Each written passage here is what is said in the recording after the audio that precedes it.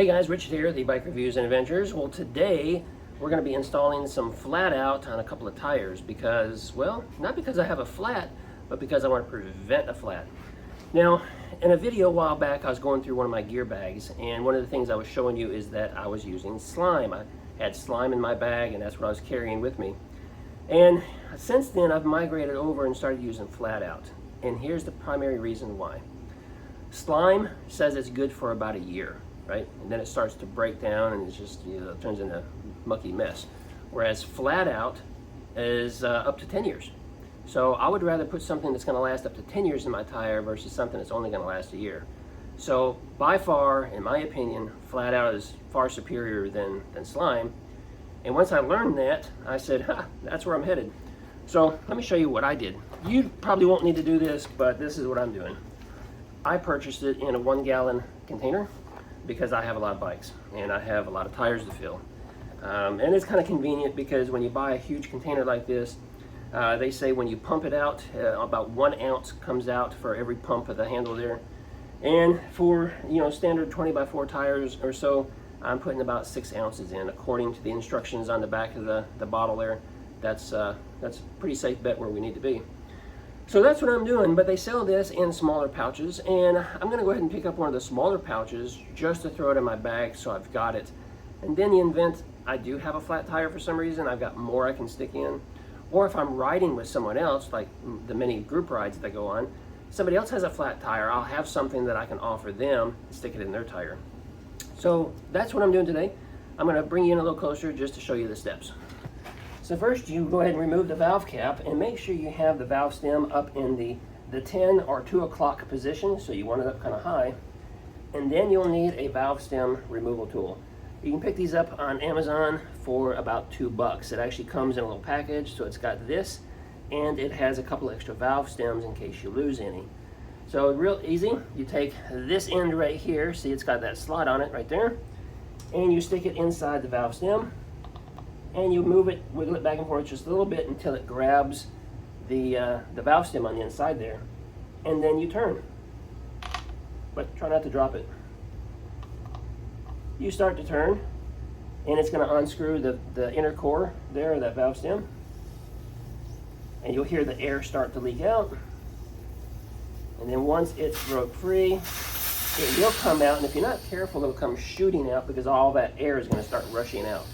So what I'd like to do is, see there, as I unscrew it, I kind of grab it so I don't lose this little part right here. So now we have all the air out of the tire. So I'm going to take my flat out. In this case, I've got this gallon-sized jug with this hose attached. So I'm just going to attach that to the stem, slip it over like that. And I've already got material inside the stem because I've already done another tire. So I'm just going to start pumping and give myself about 6 squirts.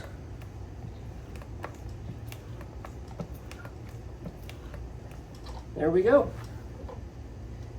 Remove the hose. And if for some reason you do get the gallon size with the hose, you can easily wash this out with water. Just you hit it with a water hose or something, and it'll clean that out so it doesn't dry out and get all nasty on the inside. It helps to have a rag handy so you can just wipe off any excess that you get on your finger, any drips that you might have. Now we're going to stick the valve stem back in. So you can do that a couple ways. You can just simply stick it in like so, and then use your tool, making sure you're using the slotted end again, right? Slip over it and just start to tighten up. You may have to grab a hold of your valve stem and pull it out so it doesn't push inside the tire. But just start turning, and it'll grab those threads and it'll start to tighten up. And you want to tighten it about as much as what it felt like it took in order for you to unscrew it. So just snug it up so it's not going to come loose. Hey, and that's it, we're almost there. The last thing you want to do is go ahead and air up your tire. So we'll just slip this over the valve stem, get our hose attached, turn on our air compressor, and I'm going to put 20 pounds in this. So while you're airing up the tire, you may need to lift up the bike a little bit until it starts to fill up with air. If you don't, then what could happen is the tire could not get seated on the rim properly, because you want the tire to be seated correctly. You don't want the inner tube, if you have a tubed tire, you don't want it to get pinched or anything. So taking some weight off the bike and making sure it's upright as it gets the first few pounds in. After it's got a few pounds in and everything's seated, you can let it back down and let it continue doing its thing. Lastly, make sure you return your valve cap. And from here, you want to make sure you spin the tires to get all that material sloshed around on the inside real good. And if you do have a leak already, the material will get to that leak, because the pressure will try to escape from the tire, and it's just going to take all that material with it, and it'll plug the hole and hopefully solve your problem.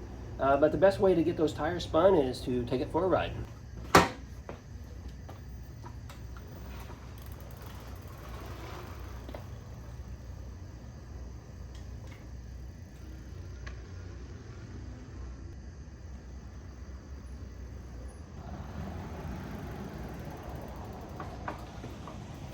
Hey guys, I hope you enjoyed this video, and if it was helpful to you, give me a thumbs up. If you have any questions, drop them down below. And until the next video, ride safe.